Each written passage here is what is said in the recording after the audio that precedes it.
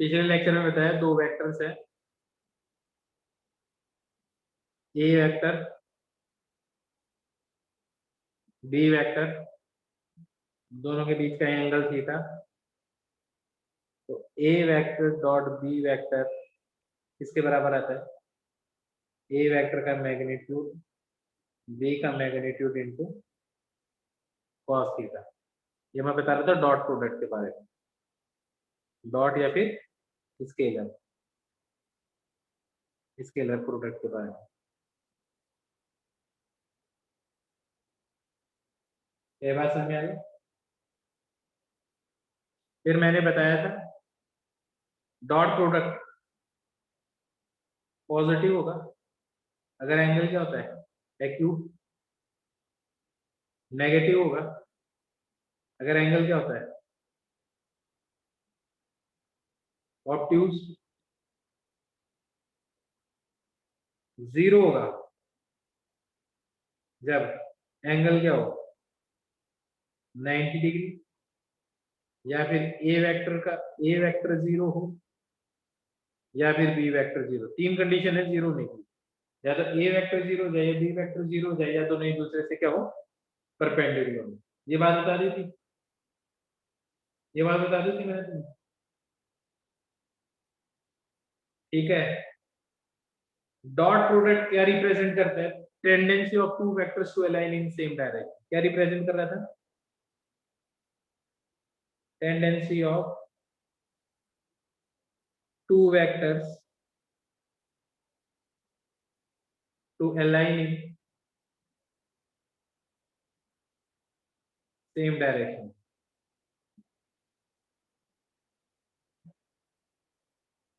क्या यहाँ पे बात समझ में आ गई? बात समझ में आ गई अच्छी तरह से?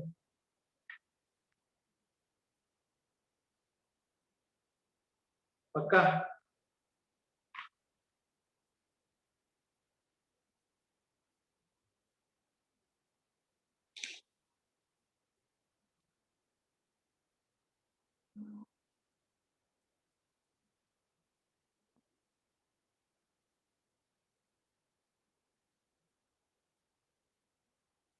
ठीक है। अब देखो, मेरे को ये बात बताओ, एक एग्जांपल फिर से करवाता हूँ मैं तुम्हें। ए वेक्टर है, मैग्नीट्यूड 7 है। बी वेक्टर है, मैग्नीट्यूड 8 है। दोनों के बीच का एंगल है 60 डिग्री। बताओ ए डॉट बी कितना आएगा? कितना आएगा ए डॉट बी? बताओ। वेरी गुड, बहुत बढ़िया।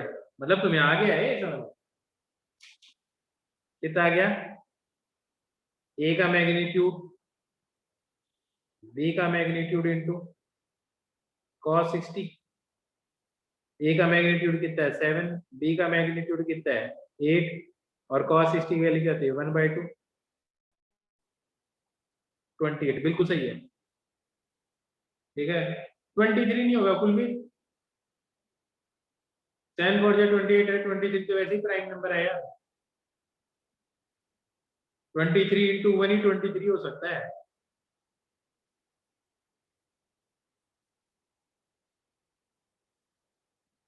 भाई पिछले लेक्चर में कहा था ये डेफिनेशन ही है इसकी। मैंने पिछले लेक्चर में एग्जांपल दिया था 3 + 2 क्या होता है, तुमने बोला 5।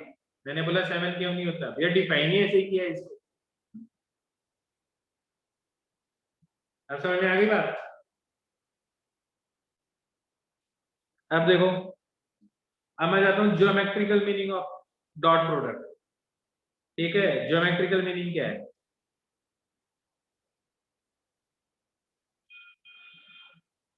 Geometrical meaning of dot product.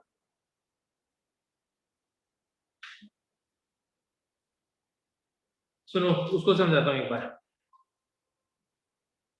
ये ए वेक्टर है, ये बी वेक्टर है, ये दोनों के बीच का एंगल थीटा है। मेरे को ये बात बताओ, अगर यहां से यूं लाइट डालें तो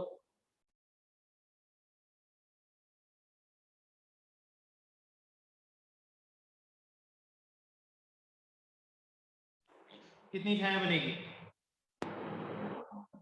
तो तुम देखोगे जो इसकी शेडो बनेगी ना, ये यूं बनेगी इसके ऊपर। ये बताओ ये शेडो की लेंथ कितनी होगी? ये शेडो की लेंथ कितनी होगी? ये राइट एंगल ट्रायंगल बन गया। बी वेक्टर का मैग्नीट्यूड इनटू कॉस थीटा, इसको हम क्या बोलते हैं? ध्यान से सुनो, हम इसको क्या बोलते हैं? इसको बोलते हैं projection of be on A, perpendicular.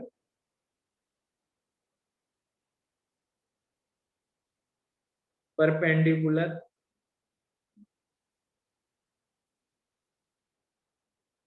Projection of vector be on A vector. क्या लॉजिक समझ में आएगा? परपेंडिकुलर क्यों? ए के परपेंडिकुलर लाइट आ जाए और फिर बी का प्रोजेक्शन। ऐसे ना लेके आप और कैसे ले सकते थे वो बताता हूं मैं एक बार। आपने ए वेक्टर लिया, आपने ये बी वेक्टर लिया, आप मान लो यूं लाइट डाल दो, तो मेरे हिसाब से अब इसकी जो छाया बनती वो इतनी बनती। आया ना? बात समझ में आई नहीं? फिर ये 90 डिग्री नहीं होता। लॉजिक समझ में आ गया जो बात कही मैंने? मतलब बी वेक्टर का प्रोजेक्शन ए पे लो, वो भी परपेंडिकुलर। ठीक है, दैट इज ए वेक्टर के परपेंडिकुलर लाइट डालो, बी की जो शेडो बनेगी वो प्रोजेक्शन ऑफ बी ऑन ए होगी। अब सुनो, और प्रोजेक्शन किस पे लिया? ए पे, तो ए का मैग्नीट्यूड और ले लो। अब इन दोनों को क्या कर दो, आपस में मल्टीप्लाई कर दो। क्या कर दो आपस में दोनों को? मल्टीप्लाई कर दो। तो क्या आ जाएगा? ए का मैग्नीट्यूड बी का मैग्नीट्यूड इनटू कॉस थीटा। तो मेरे हिसाब से ए डॉट बी तो है। आया ना? क्या बात समझ में आ गई? क्या बात समझ में आ गई? इसको बोलते हैं प्रोजेक्शन ऑफ एक वेक्टर का दूसरे पे प्रोजेक्शन, और जिसको प्रोजेक्शन लिया है उसके मैग्नीट्यूड को आपस में मल्टीप्लाई कर दो। वो क्या रिप्रेजेंट करता है? स्लैंटिंग वाला नहीं करना बेटा, इसका कोई यूज ही नहीं है। क्यों करना है? करना परपेंडिकुलर ही लेना है, प्रोजेक्शन जो भी लेना है। ना वो लेने को तो ले सकते हो, स्लैंटिंग पर लेना ही नहीं है हमें।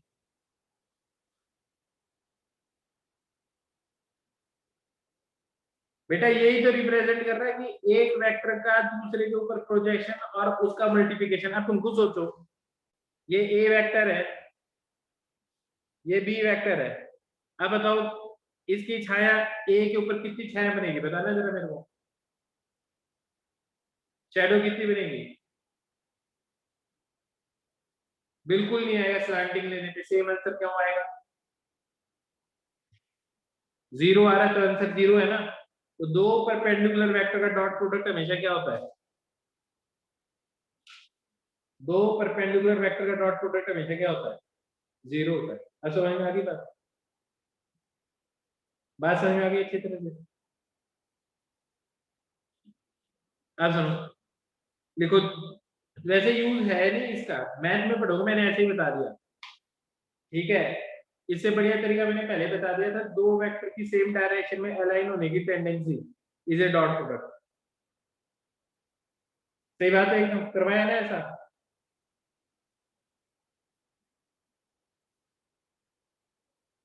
ठीक है, अब इसके ऊपर ज्यादा सोचना नहीं है तुम्हें, ठीक है? ये बताओ, ये ए वेक्टर, ये बी वेक्टर है, इनका डॉट प्रोडक्ट क्या आएगा?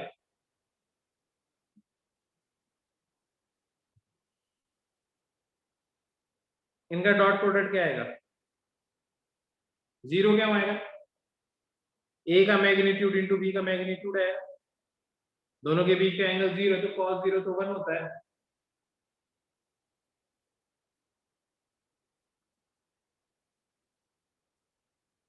फुल मीन्स बेटा लेक्चर्स को रिपीट किया कर जो पढ़ाया जाए, ग्रुप में आ जाते एक बार फिर से देखा कर उनको। यहाँ तक समझ में आ गया सबको?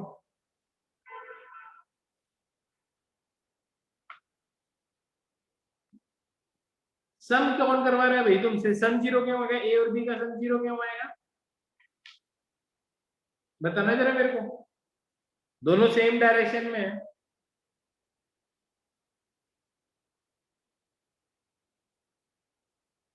सम भी जीरो नहीं है। सम तो तब जीरो है जब इक्वल वेक्टर अपोजिट डायरेक्शन में होंगे दोनों।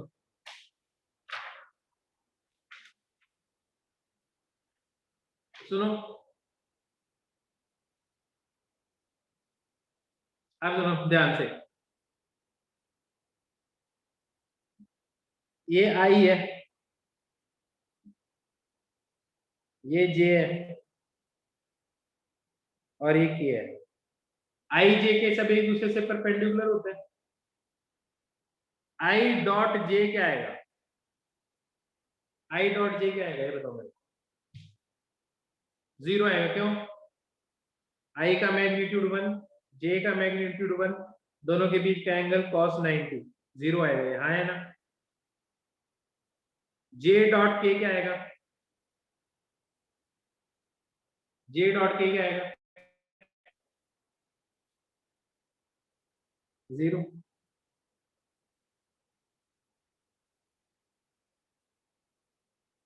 ए डॉट आई क्या आएगा? जीरो। आई डॉट आई क्या आएगा? आई डॉट आई, आई कैसे आ जाएगा? अभी डायरेक्शन कैसे आएगी? स्केलर चीज आनी चाहिए। आई डॉट आई, आई आ कैसे सकता है? वन आएगा। आई का मैग्नीट्यूड 1, आई का मैग्नीट्यूड 1, और दोनों के बीच का एंगल जीरो, और cos जीरो की वैल्यू 1। ऐसे जे डॉट जे क्या आएगा?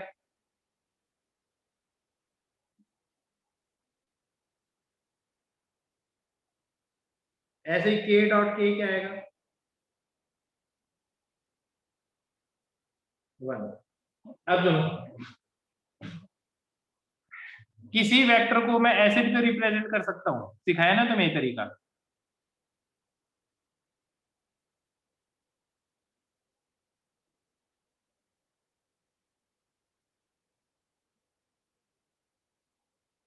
सिखाया ये तरीका मैंने। किसी वेक्टर को ऐसे रिप्रेजेंट कर सकते हैं ना। एक्स के अलोंग चले जाओ, वाई के अलोंग चले जाओ, याद है वो क्यूब वाला करवाया था। ऐसे बी वेक्टर को ऐसे लिख सकता हूँ।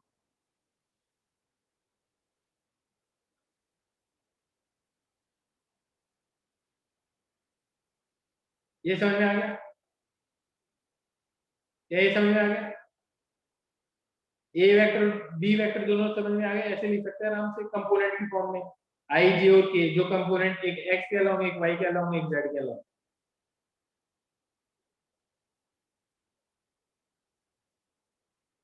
अब देखो, आपको सॉल्व करना है ए डॉट बी, किसके बराबर आएगा? x1 आई कैप, y1 जे कैप, z1 के कैप डॉट x2 आई कैप, y2 जे कैप, z2 के कैप। यहाँ तो कोई प्रॉब्लम? यहाँ तो कोई प्रॉब्लम किसी को भी?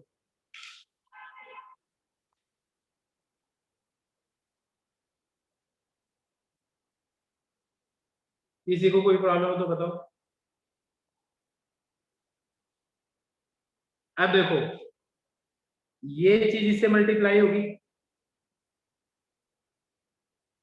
cos थीटा क्यों नहीं है? ऑलरेडी कंपोनेंट की फॉर्म में लिखा तो हुआ है, टुकड़े की फॉर्म में लिखा तो हुआ है। x1 आई डॉट x2 आई। क्या ये बात समझ में आई है? नहीं? बिल्कुल करना है। ये क्या आ जाएगा सॉल्व करके? x1 into x two i dot i क्या बन जाएगा ये बताओ मेरे को। 1। तो इन दोनों को सॉल्व करोगे तो क्या आ जाएगा, x1 इंटू x2। अब मेरे को ये बताओ जब ये दोनों मल्टीप्लाई होंगे तो क्या आएगा, ये दोनों मल्टीप्लाई होंगे तो क्या आएगा, 0। और ये दोनों मल्टीप्लाई होंगे तो, ये दोनों मल्टीप्लाई होंगे तो, ये दोनों मल्टीप्लाई होंगे तो, भाई परपेंडिकुलर वेक्टर लिखा था, I dot J, J dot के, ये सब जीरो होंगे, परपेंडिकुलर का डॉट प्रोडक्ट होगा। ये आ गया y1 इंटू y2। अब ये इससे मल्टीप्लाई होगा तो 0। अब ये इससे मल्टीप्लाई होगा 0, ये इससे मल्टीप्लाई होगा 0, ये इससे मल्टीप्लाई होगा।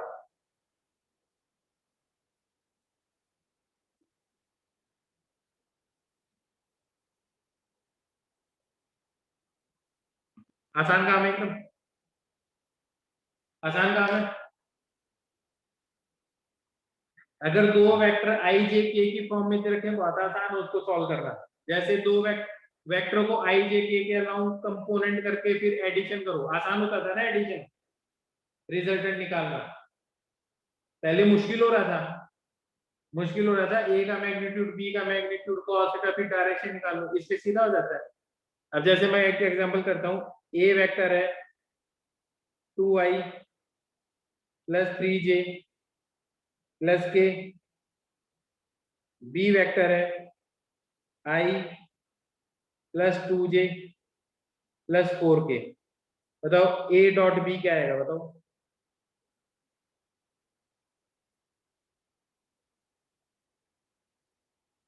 ए में बताओ के डॉट आई, अभी बताया आई, आई और जे एक दूसरे से क्या होता है, परपेंडिकुलर होते हैं। दो परपेंडिकुलर वेक्टर का डॉट प्रोडक्ट क्या होता है बेटा, 0।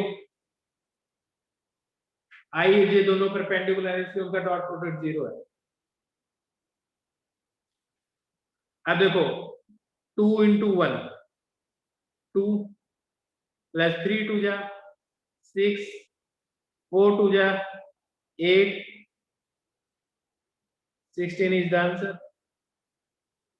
बेटा नकुल तेरा आंसर वेक्टर कैसे आ सकता है, ये तो है ही स्केलर प्रोडक्ट।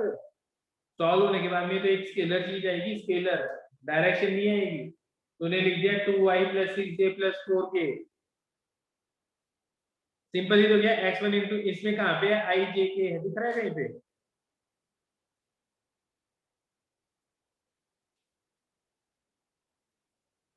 अब समझ में आ गई बात, आनी स्केलर चीज है बेटा, एकदम कॉमन सेंस। एक और क्वेश्चन, पहले बताओ ए और बी वेक्टर के बीच का एंगल एक्यूट है या ऑब्ट्यूज है, ए और बी के बीच का एंगल एक्यूट है या ऑब्ट्यूज है, एक्यूट है, क्यों, डॉट प्रोडक्ट पॉजिटिव आ रहा है। अब देखो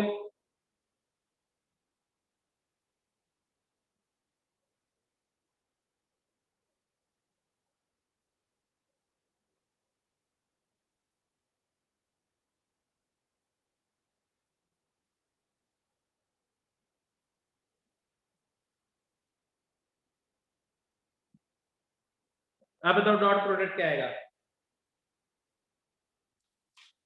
बताओ डॉट प्रोडक्ट क्या आएगा।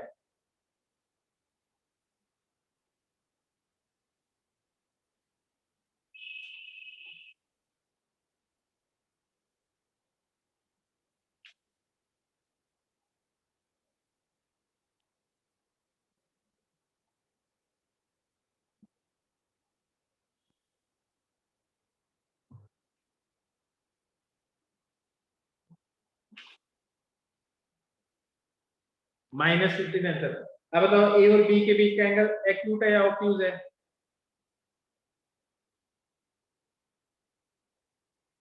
ऑब्ट्यूज, ऑब्वियस सी बात है।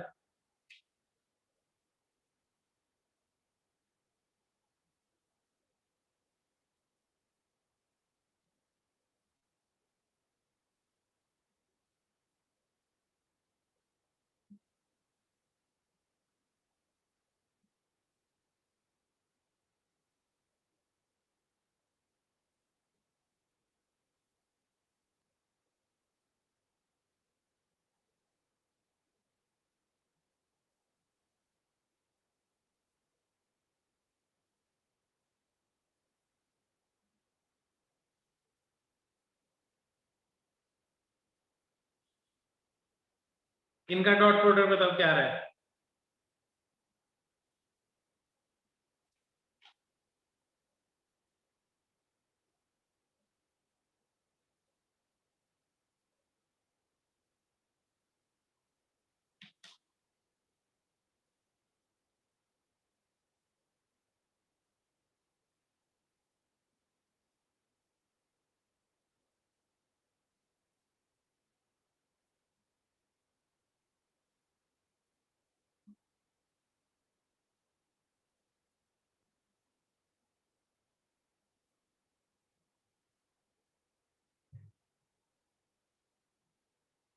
जीरो। इसका मतलब ए और बी वेक्टर के बीच का एंगल क्या है? 90 डिग्री। अब क्या ये बात समझ में आ गई तुम्हें? क्या ये बात समझ में आ गई? तो देखो, दो तरीके से वेक्टर का प्रोडक्ट कर सकते हो। या तो आपको दोनों वेक्टर दिए हो ए और बी, और बीच का एंगल थीटा दे रखो, तब डॉट प्रोडक्ट निकाल सकते हो। या फिर ए और बी कंपोनेंट की फॉर्म में हो तो ऐसे निकाल दो, तो थीटा की जरूरत ही नहीं, क्योंकि इसमें आपने रिजॉल्व करके दो ही छोड़े, या तो परपेंडिकुलर हो या सेम डायरेक्शन में हो, तो ऐसा ही आंसर आएगा। क्या ये समझ में आ गया सबको?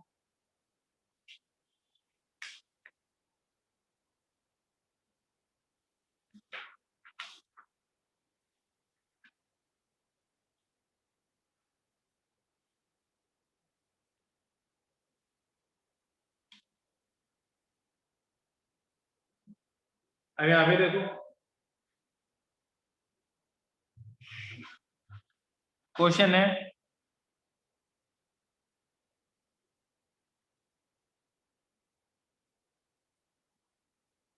if a vector is perpendicular to b vector,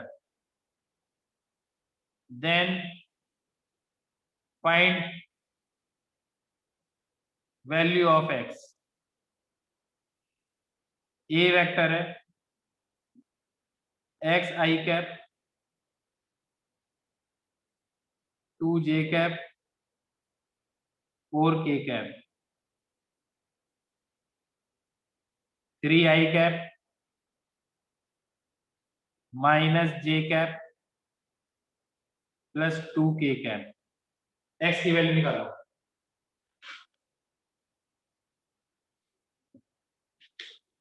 लक्ष्य, 1 मिनट अनम्यूट कर रहा हूं तेरे को। हाँ लक्ष्य बोल। Good evening sir. 1 sir minute. वो हाँ बोल। सर जब कंपोनेंट की फॉर्म में दिया होगा हमें वेक्टर्स, तब एग्जैक्ट एंगल नहीं आएगा? एग्जैक्ट एंगल निकाल लेंगे, तेरे को जरूरत कहाँ पड़ रही है ये बता। कंपोनेंट की फॉर्म में दे रखा है, चाहिए तेरे को एंगल कहीं? हाँ सर। तो फिर क्यों चाहिए? जरूरत ही नहीं है।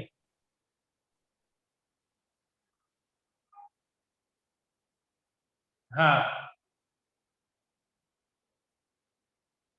सॉल्व करता हूँ। 3x -2 plus 8 should be equal to 0। Dot product 0 ना चाहिए, परपेंडिकुलर है तो। सही बात है। यहां से ही क्या आ जाएगा? 3x is equal to what? -6। तो x की वैल्यू किसके बराबर आ जाएगी? बोलो, समझ में आया नहीं आया?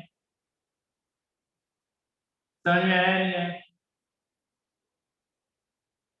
ये बात समझ में आ गई अच्छी तरह से? अब सुनो,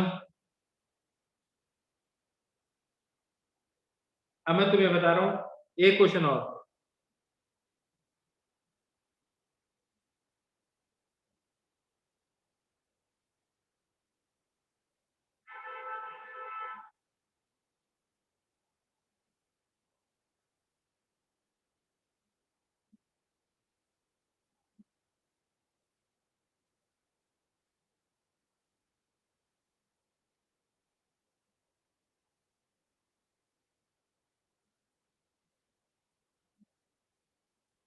अब x की वैल्यू निकालो। If a is perpendicular to b।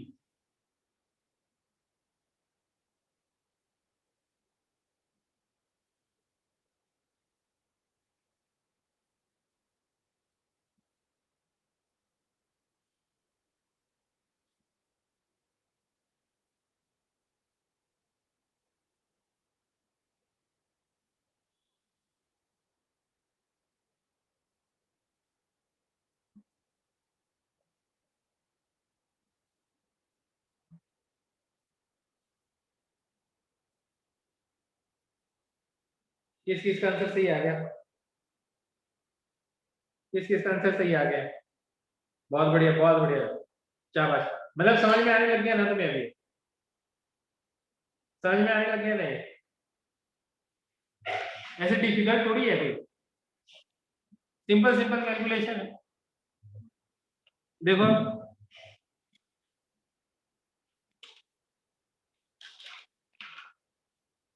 देखो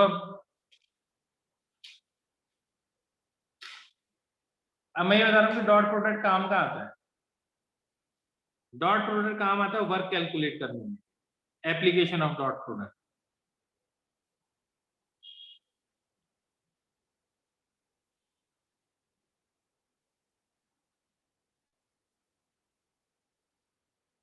एप्लीकेशन ऑफ डॉट प्रोडक्ट, देखो डॉट प्रोडक्ट क्या काम आता है। अगर मान लो वर्क, वर्क क्या होता है? फोर्स और डिस्प्लेसमेंट का डॉट प्रोडक्ट होता है। किसका डॉट प्रोडक्ट होता है? फोर्स और डिस्प्लेसमेंट का। क्या ये बात समझिए? तो अगर मैं कह दूं आपके पास फोर्स है 2i प्लस जे प्लस के, और आपका डिस्प्लेसमेंट है 4i प्लस जे प्लस 2k। वर्क कैलकुलेट करो, वर्क कैलकुलेट करो, क्या आएगा?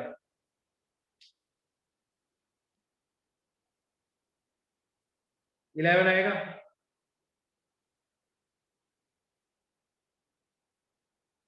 तो आंसर आ जाएगा आपका, वर्क आ जाएगा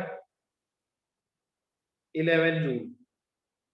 अब पता चल गया डॉट प्रोडक्ट क्या काम आता है? पता चल गया? ये जे कैप नहीं है, जूल है बेटा, समझ में आई बात? ऐसे ही और चीज कैलकुलेट करते हैं, पावर।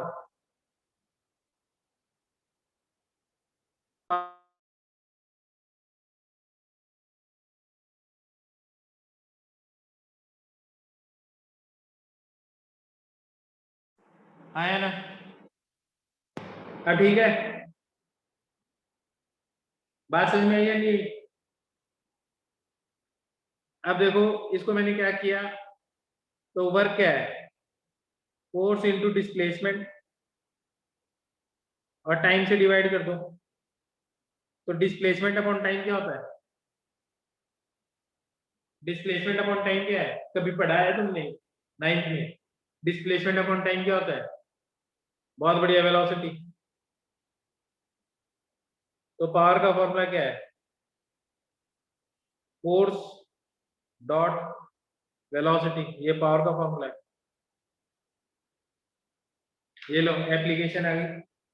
ऐसे जैसे डिस्प्लेसमेंट दिया वैसे वेलोसिटी देंगे तो पावर आ जाएगी। क्या समझ में आ गया? एप्लीकेशन समझ में आ गई इसकी? एप्लीकेशन समझ में आ गई? पक्का?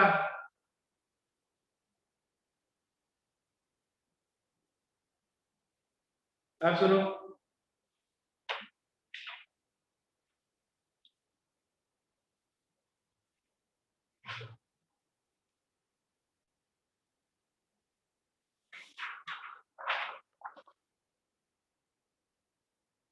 अब देखो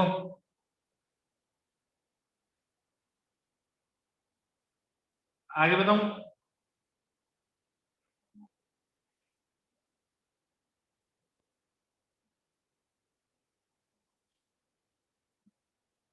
अब सुनो,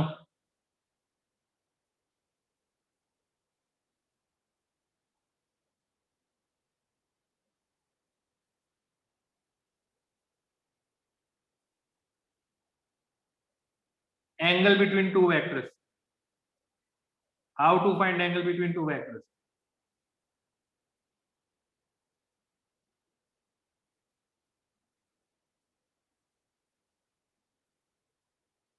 मेरे को ये बात बताओ, तुम्हें ये पता है ना ए डॉट बी किसके बराबर आता है? ए का मैग्नीट्यूड बी का मैग्नीट्यूड इंटू कॉस थीटा होता है।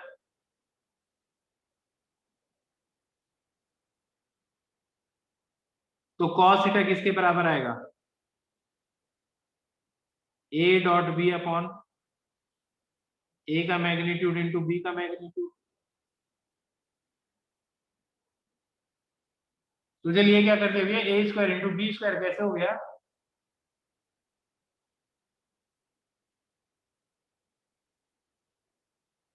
तो थीटा किसके बराबर आ गया,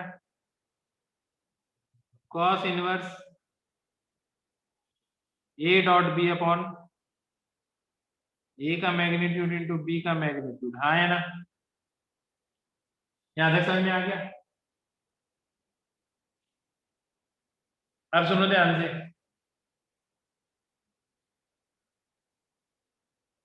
ये वेक्टर दे रखा आपको x1 i cap, y1 j cap,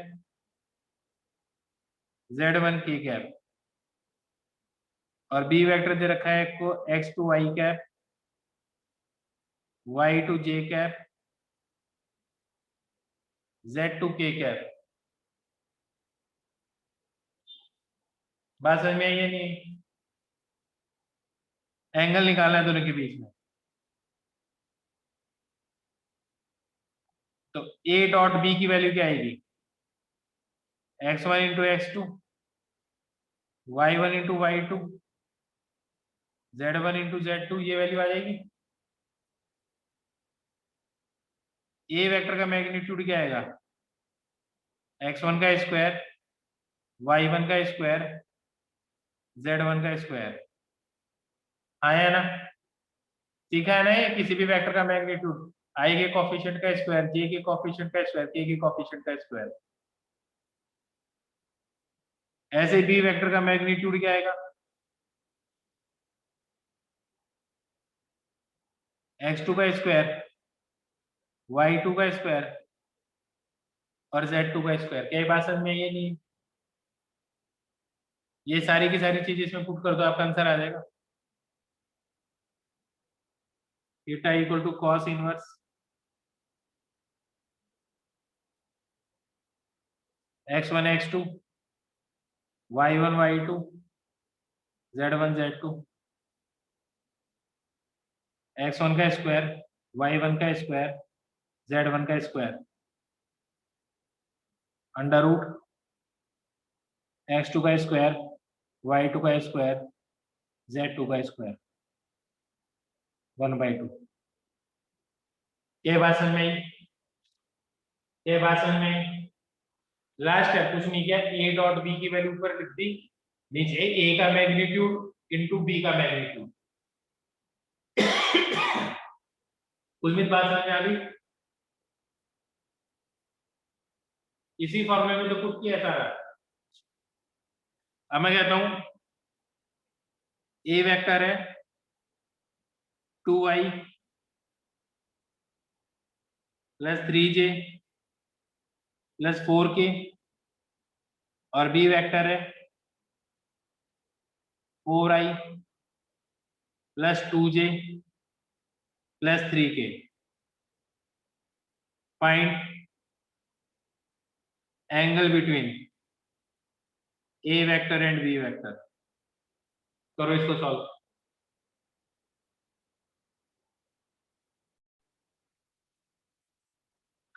theta किसके बराबर आ जाएगा, 26/29।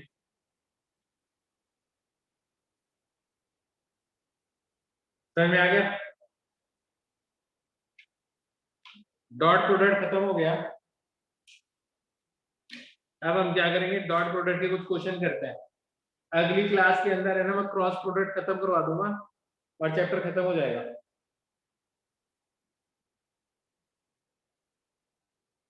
ए वेक्टर का मैग्नीट्यूड निकाल बेटा, कैसे आएगा, पूर्वी आई का कोफिशिएंट क्या है 2, 2 का स्क्वायर क्या होता है 4, 3 का स्क्वायर क्या होता है 9, 4 का स्क्वायर क्या होता है 16। ऐड कर दो उनको, ये निकाला ना, ए वेक्टर का मैग्नीट्यूड क्या है, आई के कोफिशिएंट का स्क्वायर, जे के कोफिशिएंट और के कोफिशिएंट का स्क्वायर। अच्छा, नकुल कह रहा है सर सब्ट्रैक्शन और वेक्टर नहीं करवाया। बेटा इसलिए नहीं करवाया, वो तुम खुद कर सकते हो। क्यों, ऐसे कर सकते हो, ये ए वेक्टर है ये बी वेक्टर है, तो सब्ट्रैक्शन क्या हो जाएगा, ये माइनस बी हो जाएगा, और अब ए और बी के बीच का एंगल क्या हो जाएगा, 180 माइनस थीटा। बस हो गया सॉल्व। जो बी वेक्टर उसको उल्टा कर दो, आ जाएगा आंसर आपको। क्वेश्चन करते करते ही आ जाएगा वो उल्टा, इसलिए नहीं करवाया।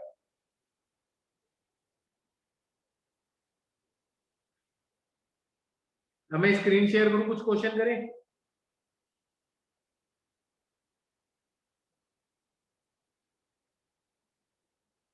बिल्कुल कंपोनेंट्स में करना आसान है। मेरे को ये बात बताओ,